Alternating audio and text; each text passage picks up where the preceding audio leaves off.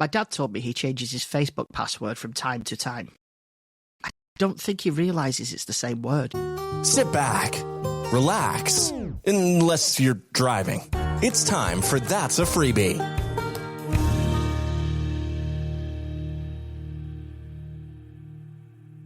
I wanted to start the conversation this week about the actual podcast.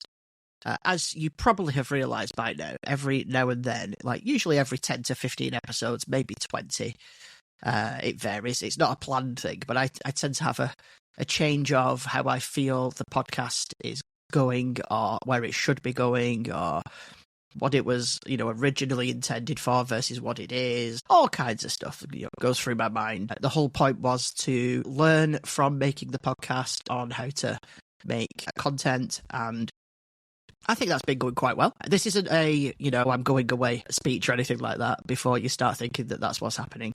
No, not at all. It's just that there are going to be some changes again. As is always going to be the case, this podcast was always designed to be an ever-growing entity, to become something different, something new, something unexpected, I suppose, based on what I need at the moment and at the time.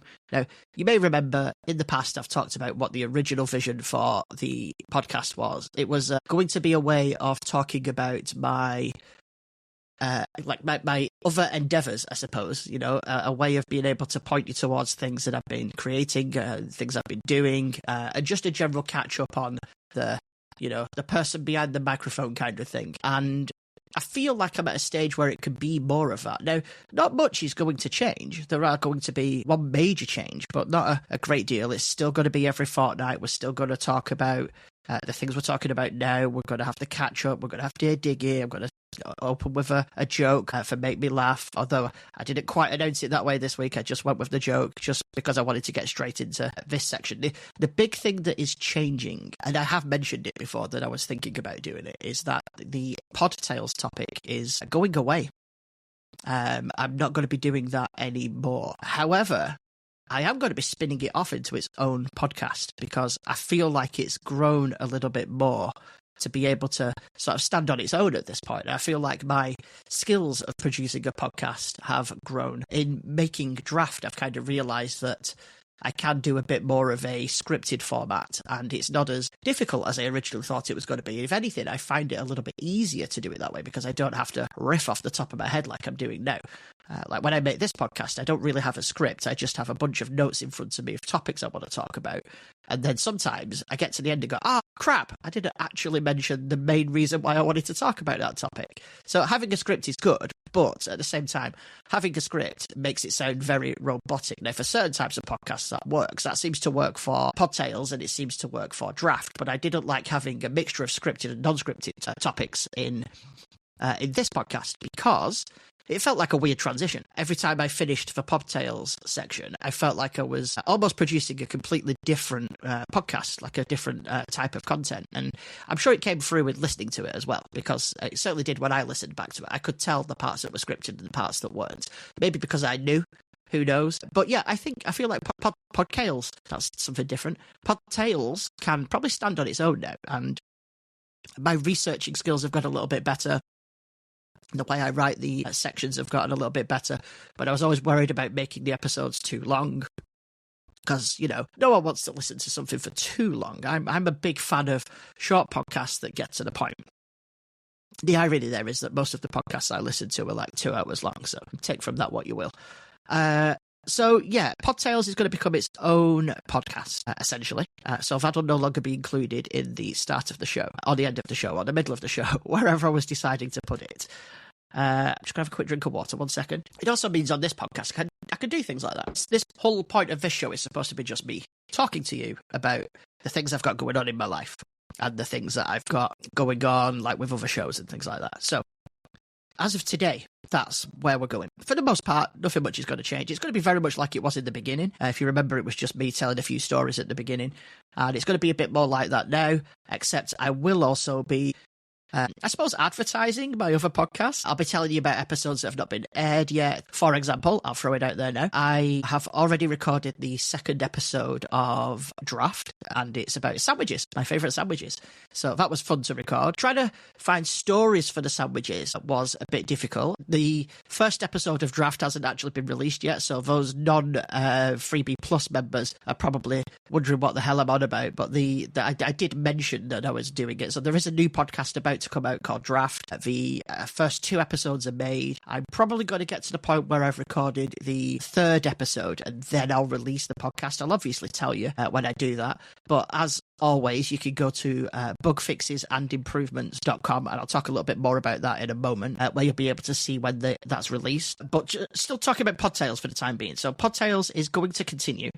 It's going to become its own podcast, and the topics are going to be a little bit more thoroughly researched. And what I'm going to do, I'm actually going to revisit some of the older topics. I've already written the scripts for the Winchester Mystery House, what was the other one? Oh, Action Park. And I've written one on a topic that we haven't covered yet, which is the Salish Sea Feet. That's actually going to be the first episode. And the way it's going to work for the Plus members is very similar to how it's been working all along. You're going to get them first. So as soon as I've recorded an episode of PodTales or Draft, it's going to go up into the That's a Freebie Plus feed, but it will actually be uploaded as its own separate entity, because I just feel it's a little bit easier for you to digest that way. You don't have to stop halfway through an episode of That's a Freebie and then listen to the additional PodTales or Draft episode when you get a chance. You've got it there as a separate episode waiting to go when it's ready for you.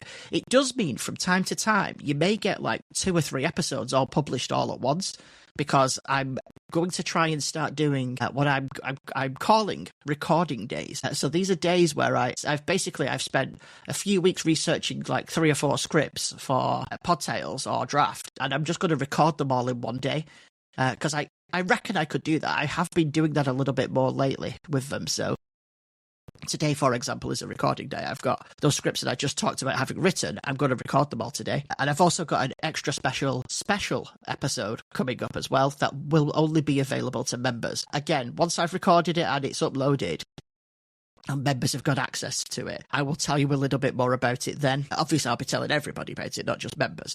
So yeah, your membership will get you exactly the same content as it previously did. The only difference being, I suppose, is I'm not going to do a members topic every single week. Because I don't really have enough topics going on in my life to be able to do that, to be truthful. The benefit of being a member now is almost the same as before. Is you get access to all the episodes before everybody else. And the way it should work out is you'll be getting them way in advance. The only thing it might mean is you won't be getting PodTales and Draft on a regular basis. You might get 5 episodes all drop at once. And what I was saying before is that does mean in your podcast player, you may not see them, because I have noticed, depending on how you've got your podcast player set up, it will only ever show you the latest episode that's available. So it might be worth every now and then just hopping into your RSS feed and having a quick look to see what's there. I will, of course, on this show, be telling you when I've released things. So the main releases are there. If you hear me talk about a main release that's been released to the public and you thinking to yourself, well, I haven't seen that yet, it'll be in your feed, you just haven't actually seen that it's there. So yeah, I think that covers all the stuff for PodTales. Let me just have a quick look through my notes. Yeah, that's fine. I mentioned that I've been revisiting some older topics. I've mentioned Plus members will be getting new episodes of Draft and PodTales first. I will sometimes be having a post-show. If there's something specific that comes up that I feel like is post-show worthy for members only, I'll drop it in there. But, I've got so few members at the minute. Hi, Tom and Chris. That it seems silly to be holding content back for members that are just not there yet. If you want more member exclusive content, then become a member, because the more member exclusive content, the more money I make, the more time I can spend doing this, and the more fleshed out it gets, I suppose. So yeah, that's one way of changing that if you want to. Vote with your wallets. And then, as I mentioned a few moments ago, one more thing. I suppose what that does mean is that this podcast is probably going to become quite a lot shorter, because, quite a large chunk of the content is being chopped away from it. But again, that was always the intent. Like, if you remember when we first started out, the episodes were like 5 to 10 minutes long, because it is supposed to just be a quick catch-up, look inside a stranger's head, or look into my life kind of thing. And I feel like I just want to get back to that. I'm trying every week to fill content out that it's just not necessary to do. Why add fluff when you don't need fluff? I feel like that's a saying. I don't know. So yeah, we'll obviously we'll address this more as things change. You can write in, absolutely. You can just head to the website, write in, let me know your thoughts on it. Let me know if there's anything you'd like to hear me do. But I want to get back to the fun stuff. Essentially, I want to get back to here's that quirky thing that I saw on the internet, let's talk about it. Or here's that thing that annoyed me, let's talk about that. I want to get more back to the basics of what the show originally was, and the things that I've added onto it can absolutely just become their own shows. I still want to do them. In fact, I'm kind of more passionate about PodTales now than I've ever been, because it's no longer becoming something to fill some time. Because that's what I don't need to do. I don't need to fill time. If the content's 5 minutes, the content's 5 minutes. If the content takes an hour, it takes an hour. That's how it's going to be from now on. I think that will be better for everybody. So moving on to the website then. A lot of you will know from last week that I launched, last episode, that I launched the new website, which is bugfixesandimprovements.com. If you want to know the story behind how I named it that, go to the website. There's a post on there. And that is kind of the culmination of something I've tried to build up for quite a while. So on there is like blog posts. I will be making like reviews of certain types of products or services, web stuff, things like that. Not reviews. I'm going to put my musings on there of what I think about certain things. What kind of things? You'll have to wait and see, because I don't even know 100% yet what I want to write about. But there's a few things I do want to start writing about. I want to get back into writing a little bit more. I used to do it years ago, and I want to get a little bit more into it. It's difficult because the things that I want to write about, I can't write about. Some of you will understand why that is the case. Some of you will not. It doesn't really matter. If I can't write about them, I can't write about them. It makes no difference. But you can always email me if you want to ask any questions about certain things, and I'll tell you if I can talk about it or not. But yeah, there's stuff already on there. What I've done, I've actually split the website so that there's a podcast section on there as well. And each podcast is going to have its own page. But I thought, rather than just having a page where it's like, listen here, what it's going to do, every page is going to have a player at the top of the page for the latest episode of that podcast. And underneath it are all stories related to that podcast. Now, I've started doing it with That's a Freebie.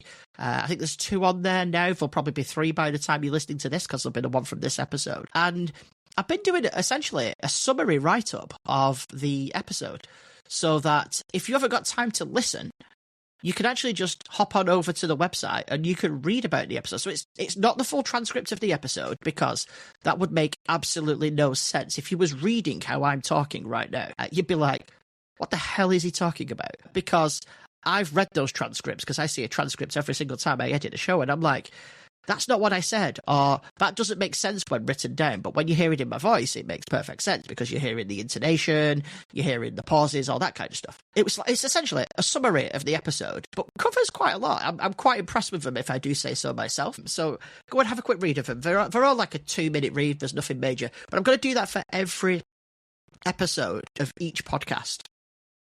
So you go to the podcast page, you get a player for the latest episode, and then you get the write-ups underneath. I think that's a good way of doing it. Makes the website and the pages related to the website a little bit more interesting. Now, like I said, there's already a few stories up on there. I have, just to confuse matters a little bit, some of the stories I've redacted some of the information, because I was toying with the idea of something else at one point. I'm not going to go into that, because I'm not going to do it, and there's no point in talking about it, because it's a really long story. But I was toying with the idea of making the website something a little bit different than what it currently is, which meant I had to remove some of the information that was in the stories on there. But it doesn't take away from the story. And the only things that I've redacted are names of things. So, and if you've listened to the podcast previously, you'll know what all those names are anyway, so it's not the end of the world. Yeah. Anyway, let's move on to an actual update on my life. As you will all know, I've been having a hell of a time with my daughter's transition to high school, which I suppose every parent is probably having a hell of a time with it as well, unless you've got a really high-achieving child. Actually, you know what? No, that's not fair, because they are probably also having a really difficult time with it, because there's probably a lot of pressure on them. I really do feel bad for kids having to move from primary school to high school. I remember it being a horrible experience for me. I can only assume that it's still just as bad for everybody else, maybe even worse, because I feel like there's a lot more academic pressure on children these days than there was when I was a kid. When I was a kid, my parents didn't care one bit how I did at school, because nothing was expected of me, and I wasn't expected to achieve anything specific. Whereas these days, I feel like we do put a lot more pressure on our children to, you've got to get a good job, you've got to earn a lot of money. And that's because we realise now as parents that they're absolutely screwed. It wasn't so bad for us as kids, you know. Our parents weren't very ambitious. Not everybody's parents, but, you know, my parents weren't particularly ambitious. And that's not taking anything away from them. They were happy to work in factories. They were happy to work in a shop. They were happy to do cleaning jobs. And there's nothing wrong with any of those things. But they had no ambitions. They were happy to just take whatever they could get, because that's how they were taught, and their parents before them, that's how they were taught. And I feel like there was a change somewhere along the lines between my generation and the next generation, well, the generation after that, I suppose, where it become more of a, you should achieve something. You know, everybody should aim to be president, or everybody should aim to be an astronaut. And you can only have so many presidents and astronauts in the world. And so, yeah, I feel like a lot more pressure has been put on children. Anyway, fast forward to my child, and she's having a bit of a difficult time with it, because she has some special educational needs. She has ADHD. We've been through all this before, and she's also being allocated a school that we don't think is suitable for her. Now, up until now, it's been the school saying, yes, we can absolutely support her, and us saying, I don't think you can. And that's basically been it. That's been the whole thing. But we've obviously got evidence from the previous school, or a current school, I suppose, where they are saying, yeah, we don't think she'll do well in a mainstream school, and the mainstream school are saying, yeah, she'll be fine. And as you probably know, there's been a lot of build up to this point, where we finally last week had a meeting with the new school to discuss the situation. And we walked in, and we sat down, and it was me, my wife, and two teachers from her current school, and the teacher from the new school. The teacher was the special educational needs teacher from the new school. We sat down. I felt a bit bad for him, actually, because he was sort of tucked into a corner and we were sat around him. It did kind of feel a bit like everybody was ganging up on him. But at the same time, I think that was just the way the situation looked. It wasn't how it was. Everybody was there to help, essentially. And the first thing he actually said was that he feels like a mistake has been made. And we were all like, what do you mean? He said, well, I've met her now, because she'd been for 2 transition days at this point. So, well, 2 half-day transitions. He said, having met her, she doesn't match with the person that is on the paperwork that I've been given. And then, sure enough, as we look over the plan that he's been given, and the paperwork and the description of her needs, they don't actually match what she's actually like. All he's received is a copy of her educational needs, not a copy of her emotional and social needs. And that's where it's all gone wrong. So he's actually fully said, if he'd have seen the paperwork with her emotional and social needs, he wouldn't have accepted her in the school. He would have recommended that she goes to a specialist school. Which, frustrating to hear, but at the same time, not his fault. And it was quite reassuring that we then the conversation then carried on to him talking about how he can help get her moved to the school that, you know, is best for her. The only drawback is we've now received a date for our tribunal, and it's not until October. So it'll be a month and a half after she starts at the wrong school, or the school that we don't think is appropriate for her. Which is, well, to put it frankly, a little bit crap. I could put it more frankly than that, but I can't be bothered finding my beep button right now. It's really disappointing. He's gone back to the local authority and said a mistake's been made. You've not given me the correct information, because he's compared his copy of the EHC plan to our copy of the EHC plan, and he's very clearly been given the draft copy that wasn't complete. So he's a bit annoyed at that. And Yeah, he went back to them and they said, oh, well, it's too late there. There's nothing we can do. They'll have to go to appeal, which is what we're doing. So we've got the appeal date for the tribunal. But that could still end in nothing really happening and her having to stay at that school because there might not be space for her now at the other school. It's very frustrating. He's going to write us up some paperwork explaining that during her transition day, she didn't do very well, which she didn't. On the first transition day, she went in and she completely shut down when we walked through the door. She was okay until we got to the door. We walked through the door and her head immediately went down. She stopped talking. She almost stopped breathing. I had to keep reminding her to breathe. And the lady at reception was talking to her and she was trying her hardest to answer the questions. And there was just no sound coming out whatsoever. And then she froze. She was solid. And then she went around with the other kids. She got split out into a group of like 2 or 3. Apparently she didn't say a single word the entire time she was there. No, people spoke to her and no one could get her to say anything. She came out and said she enjoyed it, which was hilarious. It's difficult because she absolutely wants to go to this school. The problem is that she only wants to go there because that's where her friends are going. Well, not all of her friends, some of her friends are going, which obviously that's what you want. You want to be around your friends, and that might make a difference. At the moment, she's not been there with any of her friends. So, yeah, she wants to go, but she can't get herself to come out of herself while she's there. And apparently she's like that at school as well. Like, we learned a few things about her we didn't even realise during that meeting that we'd never been told by school. I think more not from a they neglected to tell us point of view, more from I think they thought we knew this point of view. And it's not necessarily things that will, that we can make a change at. Like, apparently when she's in class, once she sits down at a desk for the day, she won't move. If there's an activity where she has to go to another side of the room, all the stuff needs to be brought to her because she's not comfortable doing the activity anywhere else. It's her safe space and her safe area, and they can't move her from there. Apparently, some of the other children don't like working with her because it means they have to move to her desk. Which, I get that. I totally get that. I understand that they don't like working with her. But apparently there are others that are completely fine and will volunteer to work with her because they don't mind moving to the desk and things like that. Apparently, like, if they're doing, like, like a story time and they all go and gather on there's like an open area. I suppose I remember when I was at primary school, we would call it the carpet. I've never heard her refer to the carpets, but yeah, you would go and sit in like the reading area. Apparently when they're doing that, she doesn't. She stays sat at her desk facing forwards, away from everybody else, but she's listening, she's participating where she can, but she still has to stay in that area and she has to face the front in order to concentrate. So things like that we learned about. But yeah, and then on the second day that she went to her high school, she was happy. She was walking along the car park with me. I was taking her in, and she said she's really excited to go there today because what was happening that day, it was all children that were coming from a school that didn't have anybody else going from that school. So they're known as solo children.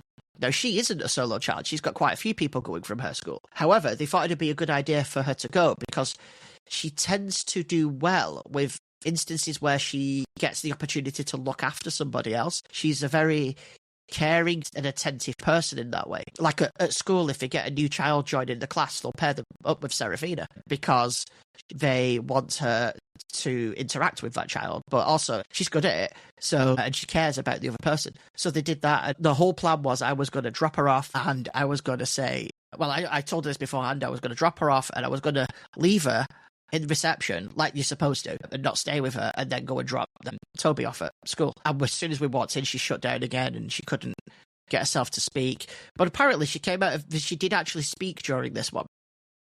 She said she made 2 friends.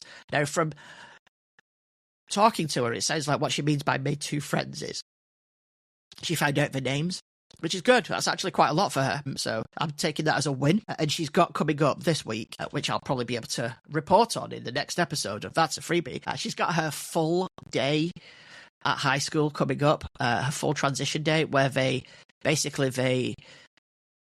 do an entire day like they would. Like, it's laid out completely like it would be if they were in school. So they move from lesson to lesson. That's the bit that we're most worried about. They move from lesson to lesson. They find out who their form is. So they find out whose classes they're going to be in, all that kind of stuff.